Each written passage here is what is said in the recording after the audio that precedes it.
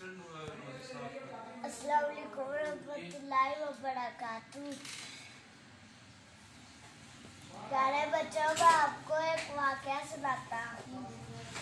एक बच्चा इल्म दीन सीखने सफर पर निकला। उसकी अम्मी ने बच्चे के कपड़ों में 40 दिनार यानी सोने के सिक्के छुपाकर सी दिए। रास्ते में डाकू आए और काफिले को लूट लिया। एक डाकू ने बच्चे से पूछा, तुम्हारे पास क्या है? बच्चा बोला, जी मेरे पास 40 दिनार है। डाकू हैरान होकर पूछता है, तुमने मुझे कैसे बता दिया? लोग तो अपने पैसे छुपाते हैं। बच्चा बोला, घर से चलते हुए मैंने अपनी अम्मी से वादा किया था कि झूठ नहीं बोलूंगा। डाकू ने कहा, जब ये बच्चा अपनी अम्मी के किए हुए वादे का पाबंद है, फिर क्यों ना मैं भी अल्लाह ताला की फरमाबरदारी करूं।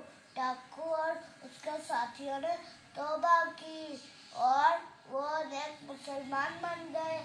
आप जानते हैं वो बच्चा कौन था?